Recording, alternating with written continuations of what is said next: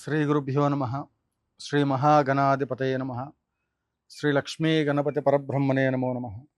ఏడుకొండలవాడ వెంకటరమణ గోవింద గోవింద. ఆపదముక్కులవాడ అనాథరక్షక గోవింద గోవింద. శ్రీ తిరుమల తిరుపతి శ్రీవారి యొక్క దర్శనం పూర్వజన్మ సుకృత ఫలితం. ఈ కార్యక్రమంలో ఈరోజు అసలు స్వామివారి యొక్క దర్శనం ఏ విధంగా చేసుకుంటే స్వామివారి యొక్క సంపూర్ణ అనుగ్రహం మనకు లభిస్తుందయ్యా అంటే, ఎవరైనప్పటికీ కూడా మీ వ్యక్తిగతమైనటువంటి ఒక సమస్యల పరిష్కారం కొరకు 21 రూపాయిని ముడుపు కట్టి శ్రీవారి యొక్క మరి దర్శనానికి వస్తానని చెప్పి తిరుమల తిరుపతికి, స్వామి నీ సన్నిధానానికి వస్తాను, నాకున్నటువంటి ఒక ఈ కష్టము తీర్చును ఆయన, నాకు ఈ ఆపద ఉంది, లేదా ఈ సమస్య ఉంది, లేదా ఈ కోరిక ఉన్నది, ఇవన్నీ నేను అనుకున్నవన్నీ కూడా జరిగితే నీ దర్శనానికి వస్తానని చెప్పి 21 రూపాయి ముడుపు కట్టి చక్కగా పసుపు వస్త్రంలో శంఖము చక్రము నామము స్వామివారివి వేసి పసుపు వస్త్రంలో కుంకుమతో అలంకారం చేసి పసుపు కుంకుమ గంధము చిల్లర డబ్బులు పచ్చకర్పూరము యాలకులు సుగంధ ద్రవ్యాలు జాజికాయ జాపత్రి కుంకుమ పువ్వు ఇవన్నీ కూడా స్వామివారికి ఎంతో ఇష్టం. వీటన్నిటినీ ఆ ముడుపులో కట్టి ఆ విధముగా తిరుమల వెళ్ళేటువంటి వాళ్ళు అయ్యప్ప స్వామి వారి యొక్క దీక్షను ఏ విధంగా అయితే చక్కగా చేస్తూ ఉంటారో ఆ మాదిరిగా నియమాలతో ఎక్కడ పడితే అక్కడ రెస్టారెంట్లో తింటాము, ఎక్కడ పడితే అక్కడ దొరికినటువంటి ఒక ఆహార పదార్థాలన్నీ ఇంట్లో 2-3 రోజులకి సరిపడా కారపూస బూందీ లడ్డు చక్కెర పొంగలి ఇంకా ఇతరత్ర ఏమైనా ఉంటే అది ప్యాకేజీలు పెట్టుకోవటము, అవి ఒక పద్ధతి. ఇంకొంతమంది ఏం చేస్తారా అంటే దారిలో కనపడేటువంటి పదార్థాలన్నీ కూడా కడుపులో వేసుకుని వెళ్తూ ఉంటారు. అలా కాకుండా సశాస్త్రీయమైన, అంటే ఇప్పుడు మరి అలా అని చెప్పి తినకుండా వెళ్ళమంటారా గురువు గారు అంటే అలా కాదు. ఉల్లిపాయ తగలకూడదు. ఉల్లిపాయ మీరు ప్రయాణం చేసే మార్గ మధ్యంలో ఎందులోనైనప్పటికీ కూడా ఉల్లిపాయ తిన్నారు అంటే యాత్ర ఫలితం అనేటువంటిది నిర్వీర్యమైపోతుంది. ఉల్లిపాయ తగలకూడదు. చక్కగా మీరు శాస్త్రాన్ని ఇబ్బంది పెట్టకుండా, అంటే మీరు ఇబ్బంది పడకుండా ఉండాలంటే శాస్త్రాన్ని మీరు ఇబ్బంది పెట్టకూడదు. శాస్త్రం ఏం చెప్పిందో ఆ ప్రకారంగా యాత్ర చేయాలి. యాత్ర నియమావళి అనేటువంటిది ఉంటుంది.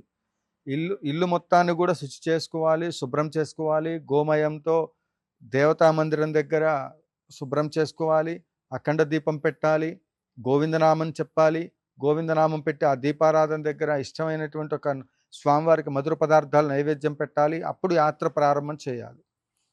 ఇవాళ టికెట్లు బుక్ అయినాయా లేదా, మనం దర్శనానికి వెళ్తున్నామా లేదా అనేటువంటి ఒక ప్రస్తుత పరిస్థితుల్లో అప్పటికీ కూడా ఎంతో టైం దొరుకుతుంది మనకి. టికెట్లు దర్శనానికి సంబంధించినటువంటి ఒక ఆ సేవ కైంకర్యానికి సంబంధించిన టికెట్లు ఏవైతే ఉన్నాయో అవన్నీ కూడా మనకి లభించడానికి ముందుగా ప్లాన్ చేసుకుంటాం.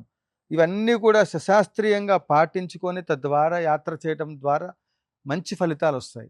ఈ ప్రకారంగా ఈ ముడుపు కట్టి యాత్ర చేసి ఈ ఆహార నియమాలన్నీ పాటిస్తూ బ్రహ్మచర్య దీక్ష పాటిస్తూ చక్కగా క్షేత్రానికి సంబంధించిన నియమాలన్నిటినీ కూడా పాటిస్తూ ఆ విధంగా పసుపు వస్త్రాలని ధరించాలి. పసుపు వస్త్రాలంటే ఎల్లో కలర్లో ఉన్నటువంటి ఒక బట్టలు రెడీమేడ్గా కొనుక్కొని కట్టుకోవడం కాదు. పంచా కండువా, తెల్లటివి పంచా కండువా తీసుకొని వాటిని పసుపు నీళ్ళల్లో ఆరవేసి దీక్షా వస్త్రాలు ఒక 2-3 మీకు అనుకూలంగా ప్రయాణం అయ్యి వచ్చేంత వరకు ఏ విధంగా ప్రయాణం చేశారో స్వామివారి దర్శనానికి వెళ్ళేటప్పుడు అదేవిధంగా స్వామివారి దగ్గరికి ఇంటికి వచ్చేంత వరకు నియమాలు పాటించాలి. ఆ విధంగా పాటిస్తూ ఇంటికి వచ్చిన తర్వాత మరలా ఆ వెంకటేశ్వర స్వామి వారి దగ్గర మీరు ఎక్కడైతే పూజ ప్రారంభం చేసి వెళ్ళారో తిరిగి వచ్చిన తర్వాత కూడా ఆ విధంగా పూజ స్వామివారి యొక్క అనుగ్రహం చేత, స్వామి నీ దయ వల్ల దర్శనం బాగా జరిగింది, ఇదిగో ప్రసాదం తెచ్చాను, అక్కడి నుంచి కాశీ దారాలు తెచ్చాను, నాతో పాటు ఇక్కడికి నుంచి స్వామివారి నీ దగ్గరికి దర్శనానికి రాలేనటువంటి వాళ్ళకి ప్రసాదాన్ని ఇస్తున్నాను, వాళ్ళు కూడా బాగుండాలి, వాళ్ళకి ఏదైనా సమస్యలు ఉంటే కూడా అవి కూడా పరిష్కారం అవ్వాలని చెప్పి మన ఇంటి ముందు ఇంటి వెనకాతల ఎవరుంటే వాళ్ళు స్వామివారికి ఇష్టమైనటువంటి ఎవరెవరికైతే మరి వాళ్ళ యొక్క పరివారం ఉంటారో వాళ్ళందరికీ కూడా ఎవరు కనపడితే వాళ్ళు వెంకటేశ్వర స్వరూపంగా వాళ్ళు భగవత్ స్వరూపమే ప్రతి ఒక్కళ్ళు కూడా. వాళ్ళందరికీ కూడా బంధు మిత్ర పరివారములందరికీ కూడా ఈ యొక్క ప్రసాదాన్ని అందరికి ఇచ్చేసి ఆ తర్వాత యాత్ర సంపూర్ణమైంది స్వామి, ఇక నీ దయ అని చెబితే మీరు ఈ విధంగా చేసి ఈ ప్రక్రియ పూర్తయ్యే లోపే మీ కోరికలు తీరతాయి. ఇది అసలు విధానం. ఇక నేను ముఖ్యమైనటువంటి ఒక అంశాన్ని ఈ మధ్యలో చెప్పవలసింది ఒకటి ఉన్నది. ఏమిటి అంటే, మీరు ముడుపు కట్టినటువంటిది ఏదైతే ఉందో, శ్రీవారి హుండి ఏదైతే ఉత్తర భాగంలో, స్వామివారికి ఉత్తర భాగంలో ప్రధాన హుండి ఉంటుంది, అక్కడికి వెళ్ళి మీరు ఈ ముడుపు కట్టినటువంటి దాన్ని స్వామివారి దగ్గరికి వెళ్ళి వేసే సమయంలో మీ దారిద్ర్య రేఖ ఏదైతే ఉందో, ఈ చేతిలో ధనరేఖ అనేటువంటిది ఉంటుంది, ఆ ధనరేఖని వృద్ధి చెందే విధంగా ఈ చేతితో ఇట్లా పట్టుకొని ఆ యొక్క ముడుపు చేత, స్వామి నాకున్న దుష్కర్మలన్నీ కూడా తొలగించు, నాకు భాగ్యరేఖను కలిగింపచేయి, నా నుదుట ఐశ్వర్యము కలిగే విధంగా మహాలక్ష్మి అనుగ్రహం నాకు కలగాలని చెప్పి నుదుటి మీద శ్రీకారం మీ చేత్తో మీరే రాసుకోండి.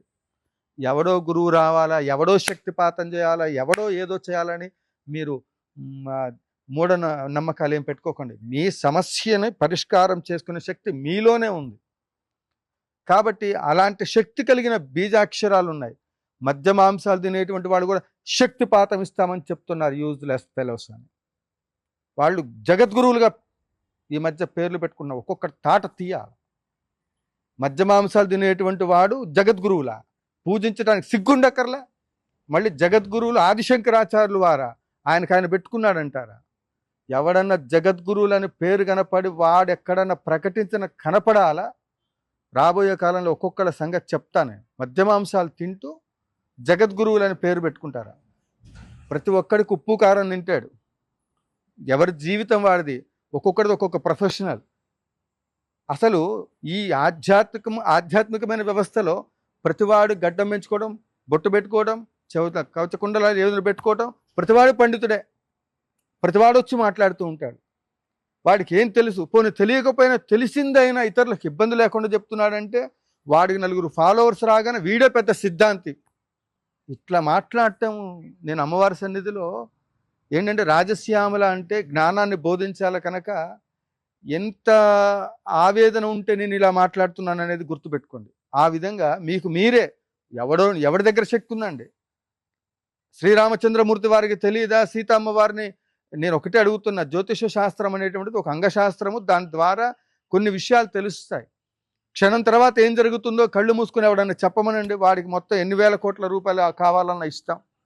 ఊహకు మాత్రమే, ఉపాసనా బలంతో ఉన్నటువంటి వాళ్ళకి మాత్రమే కొన్ని విషయాలు తెలుస్తాయి. అవి కూడా కొన్ని శాపాలు ఉన్నాయి జ్యోతిష శాస్త్రానికి సంబంధించి, అవి ఫలించవు. కాబట్టి భగవంతుడు ఉన్నది సత్యం, మిగతావి ఆ భగవంతుని చేరుకోవటానికి ఏ దేవతను ఉపాసించాలి, జ్యోతిష శాస్త్రం అనేటువంటిది ఏ దేవతను నువ్వు ఆరాధన చేస్తే నీకు సరైన ఫలితాలు వస్తాయి అనేటువంటిది మాత్రమే తెలియజేస్తుంది. దాన్ని ఈరోజు ఎవడి జీవితాలు, వ్యక్తిగతమైన జీవితాలు కూడా తీసుకొచ్చి రోడ్డు మీద పెడతా ఉన్నారు. మధ్య మాంసాలు తిని ఇష్టం వచ్చినట్టు ఆచార సాంప్రదాయాలకు సంబంధించి మనం ఏ సాంప్రదాయంలో ఉన్నాం, మనం ఏ కులంలో ఉన్నాం, ఏ గురుకులంలో ఉన్నాం, అలా మధ్య మాంసాదులతో పూజలు పునస్కారాలు చేసేస్తే దేవుడు వరం ఇచ్చేటట్టయితే మరి అవే కంటిన్యూ చేస్తే పోయేది కదా. ఎక్కడో శంకరాచార్యుల వారు ఎక్కడో కామాఖ్యలో చేశారట, కాబట్టి వాటిని అడ్డుపెట్టలేదు. కాబట్టి ప్రతి చోట దాన్ని పాటిస్తామంటే, తమిళనాడు తమిళం మాట్లాడతారు, తెలుగు ప్రాంతాల్లో తెలుగు మాట్లాడతారు, ఆంధ్రాలో ఒక లాంగ్వేజ్ ఉంటుంది, విశాఖపట్నంలో ఒక ఉంటుంది, తెలంగాణలో ఒక లాంగ్వేజ్ ఉంటుంది. అంటే దానికి సంబంధించినటువంటి ఒక వర్షన్ అర్థమవుతూ ఉంటారు. ఆ యాస అనేటువంటిది అర్థమవుతూ ఉంటుంది, వీళ్ళు ఏ ప్రాంతానికి చెందినటువంటి వాళ్ళని. తమిళంలో పూజ చేసినా వినాయకుడికి, ఆంధ్రాలో పూజ చేసినా, అమెరికాలో పూజ చేసినా, ఎక్కడ పూజ చేసినా గణపతిని అంటాం, ఏ పూజ చేసినా. ఈ విధమైనటువంటి ఒక సాంప్రదాయాలు, గురు సాంప్రదాయాలను అనుసరించి చేయవలసిన విధి విధానాల్లో ఆ దేవతలకి ఎక్కడ ఏది చెయ్యాలో అక్కడ అది చెయ్యాలి తప్ప, నేను ఇప్పుడు తెలుగు ప్రాంతాల్లోకి వచ్చి తమిళం రాని భాషలో నేను తెలుగు వాడిని తమిళంలోకి వెళ్ళి నాకు పెరుగు కావాలి, పాలు కావాలంటే ఇస్తాడా? అర్థమైతే తెలుగు వాళ్ళు ఇప్పుడు మధ్య ఎక్కువగా ప్రవచన వ్యవహారం ఎంత పెరిగిన తర్వాత తెలుగు రాష్ట్రాల్లో వీధిలో ఉన్నటువంటి ఒక దేవాలయానికి బొమ్మను ఎవడు చెప్పడు. నీ గుడి ముందు ఉన్నటువంటి దేవాలయంలో శక్తి ఉందని ఎవడు చెప్పడు. నువ్వు అరుణాచలం వెళ్ళు, 100 ప్రదక్షిణాలు చేయి, 100 పౌర్ణమిలు చూడు. తెలుగు రాష్ట్రాల్లో శ్రీశైలానికేమో పక్క రాష్ట్రాల్లో వాళ్ళు వస్తారా, తిరుమలకేమో ఇతర దేశాల్లో ఉన్నటువంటి వాళ్ళందరూ వస్తూ ఉంటారు, అందరూ వెళ్తూ ఉంటారు, వెళ్ళరని నేను అంటల్లా. అసలు తమిళనాడు దేవాలయాల్లో నేను తిరిగినటువంటి ప్రతి దేవాలయంలో తెలుగు వాళ్ళే ఎక్కువ ఉన్నారు. కాబట్టి నేను దేన్ని విమర్శించట్లేదు సుమా, మళ్ళీ దీన్ని తప్పుగా అనుకోకండి. ఇప్పుడు మన సబ్జెక్టులోకి వెళ్దాం. మీకు శక్తిపాతం ఇచ్చే దగ్గర ఇంత కోపం వచ్చింది. ఈ శక్తిపాతం ఎవరి దగ్గర శక్తి ఉందా? నీ దగ్గర లేదా? నీకు 2 కాళ్ళు 2 చేతులు భగవంతుడు నీకు ఇచ్చిన జ్ఞానేంద్రాలు ఉన్నాయి, నీకు కష్టం ఉంది, భగవంతుడా అని చెప్పేసి నా భగవంతా నాకున్న కష్టాలు తీర్చని చెప్పి, భగవంతుడు అందరివాడు, డబ్బిచ్చేవాడినో 1000 కోట్ల రూపాయలు ఖర్చు పెడితేనో స్వర్ణాలయం అనే ప్రాజెక్టు పెడితే బంగారు గుడి కడితే స్వామివారు దిగుతారంటే నా భక్తి ఏ స్థాయిలో ఉంది, అమ్మా నిన్నిట్లా చూడాలనుకున్నాను, ఇలా ఉంటే ఇలా చెయ్యాలనుకున్నాను. తెచ్చి రేకుల షెడ్ కిందనే కదా మనం పెట్టింది, స్థలం కూడా అమ్మవారిది కాదు కదా, అమ్మవారికి స్థలం తీసుకోవాలి, ఏముందో ఏం లేదని భక్తి ఉంది, చెయ్యాలనుకుంటున్నా చేస్తున్నా. ఆవిడ దయ ఎక్కడా లేదు, తీసుకెళ్ళి అపార్ట్మెంట్లో ఇంట్లో పెట్టుకుంటా అమ్మవారిని. ఎవడన్నా వద్దంటాడా? నాకు అమ్మవారు అంటే ఇష్టం, చెయ్యాలనుకుంటున్నా, అమ్మవారు చేయాలనిపిస్తే చేస్తుంది. కానీ దాని వెనకాతల లోకానికి పనికొచ్చే పనులు చేయాలి తప్ప, నాలుగు మంత్రాలు రాగానే నేను ఒక పీఠాధిపతిని, నేనేదో శాసిస్తా, నేనే జగద్గురువుని, ఏం తెలుసు నీకు? తర్కం తెలుసా? నియమం ఎన్ని శాస్త్రాలు ఉన్నాయి? ద్వారకా తిరుమలలో ఒక కళ్యాణం దగ్గర ఒక స్వామివారు ఉంటారు.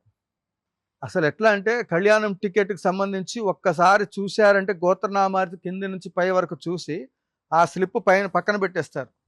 ఆ లిస్ట్ మొత్తం కళ్ళు మూసుకొని గడగడ చెప్తా ఉంటారు, పలానా గోత్రం, పలానా ఇది, పలానా ఫ్యామిలీ మెంబర్స్ అని. ఎంతమంది లేరండి? ఇది భరత భూమి, భరతుడు పరిపాలించిన భూమి, ఇది కర్మభూమి, పుణ్యభూమి. అద్భుతమైన శక్తి ప్రతి వాళ్ళల్లో ఉంది, దాన్ని మనం బయటకు తీయట్లా. ఇప్పుడు మనం స్వామివారి దగ్గర ఉన్న విషయాన్ని మాట్లాడుకుందాం. ఈ ముడుపుని ఏదైతే ఉందో, నీకున్న కష్టం తీరాలి, దారిద్ర్యం పోవాలని ఆ శక్తిపాతం ఏదో స్వామివారే ఇస్తున్నట్టు ఫీల్ అయ్యి, వెంకటేశ్వర స్వామి వారు లక్ష్మీ సమేతంగా వచ్చి నీ నుదుటినే శ్రీకారం రాసినట్లుగా నువ్వే రాసేసుకో, అది లక్ష్మీదేవి వెంకటేశ్వర స్వామి వారు నా నుదుటి మీద రాస్తున్నారు, ఈ ముడుపుతో, ఈ డబ్బుతో, ఈ శక్తి కలిగిన ముడుపుతో. నీ కష్టాల మూట ఉత్తరం అది, ఆ హుండీ పోస్ట్ బాక్స్ అది వెంకటేశ్వర స్వామికి నువ్వు రాస్తున్నావు, నీ ముద్ర వేస్తున్నావు. ఎందుకు? నీ ఆధార్ కార్డు, నీ వేలి ముద్రలు, అవన్నీ దృష్టి పెట్టుకునే కదా మనం ఆధార్ కార్డు ద్వారా ఈ వ్యక్తికి ఈ పోలికలు ఉన్నాయి, ఇతను తప్ప ఇంకొకటి ఉండడానికి వీల్లేదని. మరి సృష్టిమతలో దేవుడు ఉన్నాడా అంటే ఎంత చిత్రం అండి. ఒకరికి ఉండబడేటువంటి ఒక ఐ కాంటాక్ట్ ఇంకోటికి ఉండదు, ఒకటి ఉండే వేలిముద్ర ఇంకోటికి ఉండదు, ఒకరికి ఉండబడేటువంటి ఒక అంగ సౌష్ఠవం ఇంకోటికి ఉండదు. ఇది చిత్రం కాదా? 2 కాళ్ళు 2 చేతులు అందరూ ఒకటే అనుకుంటే భగవత్ శక్తి కాదంటారా? భగవత్ మాయ కాదంటారా? ఒక కారును తయారు చేస్తే మహేంద్ర స్కార్పియో 100 కార్లు అదే వస్తాయి, ఒక జిరాక్స్ పేపర్ పెడితే 100 జిరాక్స్లు వస్తూనే ఉంటాయి ఒరిజినల్ పెడితే. మరి అందరూ ఏదైనా మెరాకిల్ చేసి ఎవడో ఏదో శక్తి నడిపిస్తుంటే అందరూ అలానే ఉండాలి కదా, అందరూ అదే ఆలోచనలో ఉండాలి కదా. భగవంతుడు ఉన్నది నిజం, ఆ భగవంతుడు శ్రీనివాసుడు నిలబడి మనందరిని కాపాడుతూ ఉన్నాడు. అందు గురించి ఆ శక్తి కలిగినటువంటి ఒక శక్తిపాతం స్వామివారు ఇస్తున్నారు, నాకున్న దరిద్ర మొత్తాన్ని తీసేస్తున్నారు, ఐశ్వర్యాలన్నీ నాకు వస్తున్నాయి.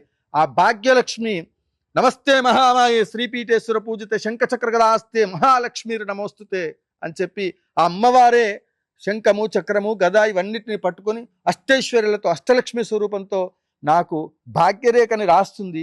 ఆ శ్రీనివాసుడే దానికి సాక్ష్యం అని చెప్తూ వరాహస్వామి వారి దగ్గర స్వామి ఇన్ని చేసి మరి ఇంత మళ్ళీ కార్యక్రమాలు అన్ని చేసిన తర్వాత ఆ స్వామివారిని కూడా స్మరించి మీ దగ్గరకు వచ్చాం. కాబట్టి ఈ శక్తి మొత్తాన్ని, మాకున్న దారిద్ర్య మొత్తాన్ని తీసేసి నాకున్న కోరికల మూటల్ని నీ హుండీలో వేస్తున్నాను ముడుపు రూపంలో అని చెప్పి భక్తి శ్రద్ధలతో గోవిందనామం చెబుతూ అందులో వేస్తే మీ కోరికలు ఖచ్చితంగా తీరతాయి. మరిన్ని విషయాలు రేపు చెప్పుకుందాం. అందరూ గోవిందా అని కామెంట్ చేయండి. ఏడుకొండలవాడ వెంకటరమణ గోవింద గోవింద.